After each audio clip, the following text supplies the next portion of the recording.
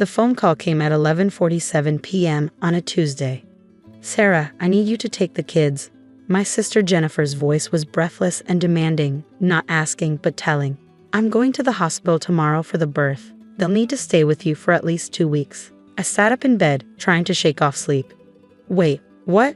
"Jennifer, it's almost midnight." 2 weeks, maybe 3, she continued as if I hadn't spoken. "Depends on recovery.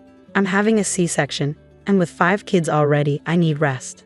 You have that big house all to yourself, so it's perfect." "Jennifer, I work from home. I have client meetings, deadlines. So? You can work while watching them. They're not babies." Her tone was dismissive. "Well, except for Tyler. He's 3, but the others can mostly take care of themselves." I took a deep breath. "How old are the others again?" "Emma's 9, Jackson's 7, Olivia's 5, and Tyler's 3, she rattled off. "Look, I don't have time for this. Brett's working double shifts and can't take time off. Mom and Dad are on that cruise. You're literally my only option." "What about Brett's parents?" "They're too old." "I'm not asking, Sarah. I'm telling you. I'll drop them off tomorrow at 8 a.m. Make sure you have groceries. Emma's allergic to shellfish. Jackson only eats chicken nuggets. Olivia's going through a phase where she screams if her food touches other food. And Tyler still needs pull-ups at night." My mind was reeling. "Jennifer, I haven't agreed to this. 8 a.m. Don't make this difficult. You owe me anyway after I let you stay with me during your divorce. That was 1 weekend, and I paid you $500. Family helps family, Sarah. See you tomorrow." She hung up. I stared at my phone in disbelief. I immediately called her back. It rang twice, then went to voicemail. I tried again. Same thing. I sent a text. "Jennifer, we need to talk about this. I can't just drop everything for 2 or 3 weeks. I have work commitments." The message showed as delivered but not read. I didn't sleep well that night. At 7:52 a.m., my doorbell rang. I was still in my pajamas, coffee in hand, hoping that maybe Jennifer had come to her senses and wanted to actually discuss this like an adult. I opened the door to find 5 children standing on my porch, surrounded by suitcases and bags. Jennifer's minivan was already pulling out of my driveway. "Wait," I shouted, running down the steps in my bare feet. "Jennifer." She didn't stop. She didn't even slow down. The oldest girl, Emma, looked up at me with tired eyes. "Mom said you were expecting us." I stood there in shock, my coffee growing cold in my hand, staring at 5 children I barely knew. I saw Jennifer maybe twice a year at family gatherings. I'd never been alone with her kids for more than an hour. "Come inside," I finally said, ushering them into my house. "Let me try to call your mom." I called Jennifer's number. It went straight to voicemail. I tried Brett's number, the same one I'd saved from their wedding 5 years ago. "The number you have dialed is no longer in service." I tried Jennifer again, still voicemail. I sent texts. "You can't just leave your kids without discussing this with me first. This is not okay, Jennifer. Call me back immediately." None of them delivered. The messages turned green. She blocked me. My sister had literally abandoned her children on my doorstep and blocked my number. "Are you going to call Mom?" Emma asked quietly. She was 9 but had the weary voice of someone much older. "Your mom blocked my number, sweetie," I said, trying to keep my voice calm even though panic was rising in my chest. "Do you have another way to reach her?" Emma shook her head. "She took our tablets before we left, said we wouldn't need them here." The 3-year-old, Tyler, started crying. "I want Mommy." Olivia, the 5-year-old, immediately started screaming in response. Jackson sat on my couch and turned on the TV without asking, flipping through channels. This was a nightmare. I took a deep breath. "Okay, Emma, can you help me get everyone settled while I make some phone calls?" She nodded with the resignation of a child who'd been put in charge of her siblings too many times. I went into my office and closed the door. First, I called my parents. It went to voicemail. They were on a cruise ship somewhere in the Caribbean, probably without cell service. I left a message explaining the situation. Then I called Jennifer's husband Brett's workplace. I remembered he worked at Henderson Manufacturing from some Christmas card update. "Henderson Manufacturing, how may a director call?" "Hi, I need to speak with Brett Morrison, please. It's a family emergency." "1 moment." After a pause, "I'm sorry, but Brett Morrison is no longer employed with Henderson Manufacturing. He was let go 3 weeks ago." My stomach dropped. He was fired? I can't provide details about former employees, Is there anything else I can help you with? I hung up, my hands shaking. Jennifer had lied. Rhett wasn't working double shifts. He'd been fired 3 weeks ago, and she hadn't told anyone in the family. I tried Jennifer's number one more time, still blocked.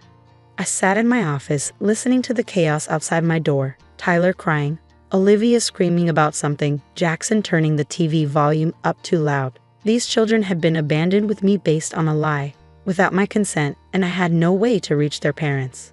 I picked up my phone again and dialed a different number. Child Protective Services, how may I help you? I felt sick making that call. These were my nieces and nephews. But what choice did I have? I couldn't keep 5 children indefinitely without their parents' consent. I had no legal guardianship, no way to enroll them in school, take them to doctors, or make any decisions about their care. And more importantly, Jennifer had committed what the CPS worker on the phone called child abandonment. Ma'am, what you're describing is a crime, the woman on the phone said seriously. She left 5 children with you without your consent and has now cut off all communication.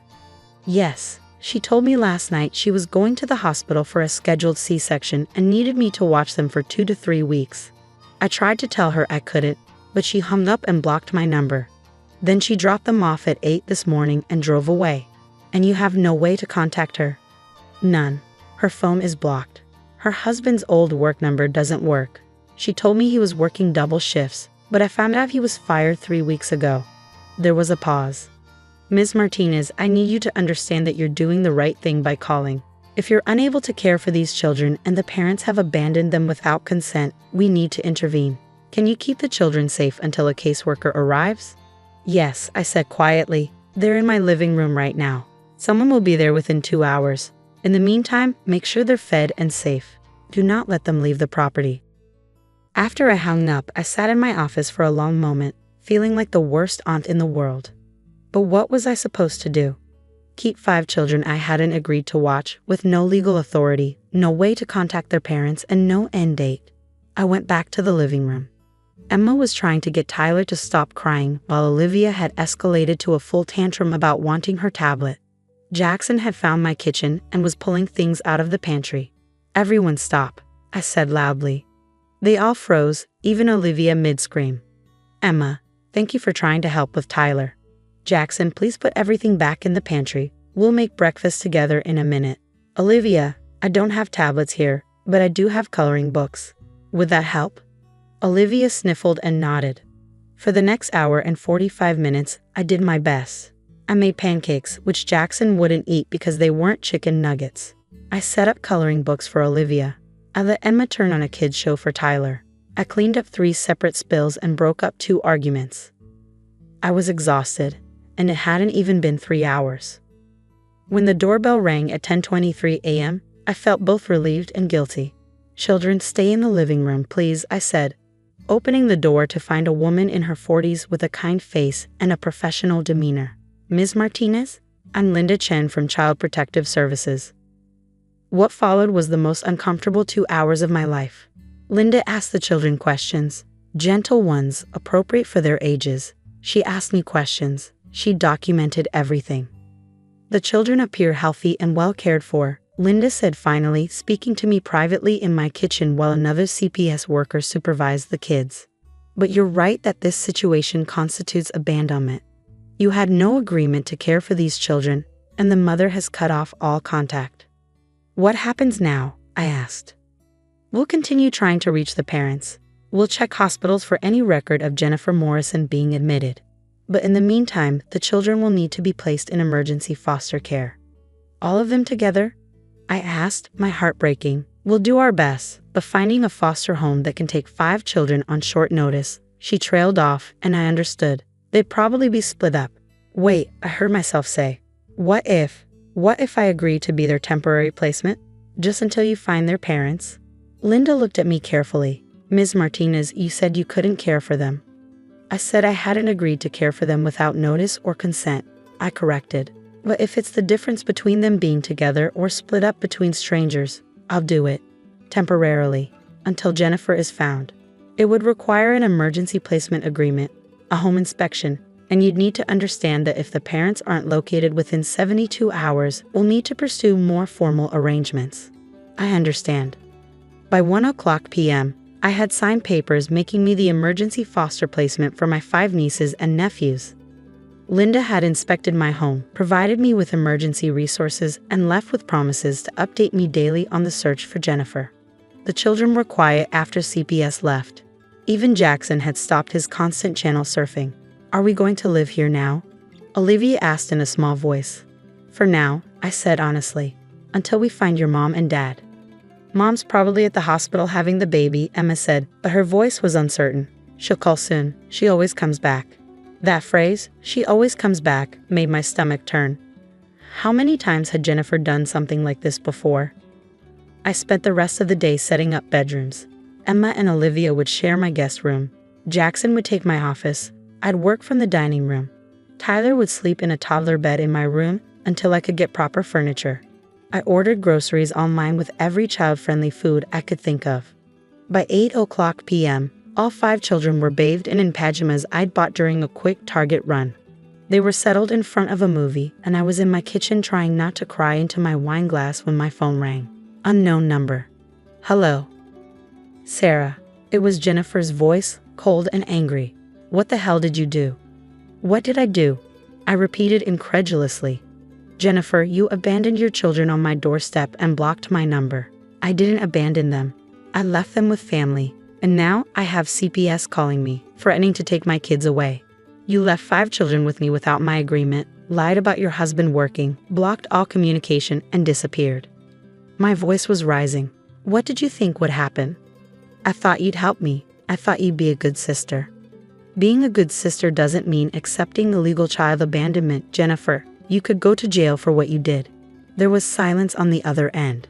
"Where are you?" I demanded. "Are you at the hospital?" More silence.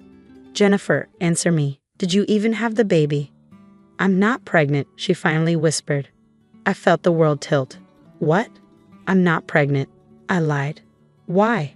The word came out as a whisper. "Because Brett lost his job and we're being evicted and I needed a break, okay? I needed to figure things out without 5 kids underfoot. I was going to come back." "When?" I demanded. "In 2 weeks? 3? Were you ever going to tell me the truth? You have that big house. You have money." I thought. "You thought you dumped your problems on me and disappear," I finished. "Well, it's too late, Jennifer. CPS is involved now. If you want your kids back, you need to contact them immediately and work with their caseworker. They're safe with me for now, but you're going to have to prove you're a fit parent." "This is your fault." "No," I interrupted firmly. "This is your fault. You made these choices. You abandoned your children. You lied. You blocked me. Now you deal with the consequences." I hung up before she could respond. That was 3 days ago. Jennifer did contact CPS. She's working with them now, going through parenting classes and proving she has stable housing. Brett got a new job. They're slowly getting their lives together. The kids are still with me. They'll probably be here another week while CPS processes everything. Last night, Emma helped me make dinner. Tyler has started calling me Aunt Sarah instead of just staring at me. Olivia taught me the proper way to arrange food on a plate so it doesn't touch. Jackson even ate something that wasn't chicken nuggets. I'm exhausted. My work has suffered. My house is chaos. But when I tucked them in last night and Tyler whispered, "I love you, Aunt Sarah," I realized something. Jennifer was wrong. I don't have to be a good sister by accepting abuse and manipulation. But I can be a good aunt by giving these kids stability when their own parents couldn't. And maybe, just maybe, that's enough.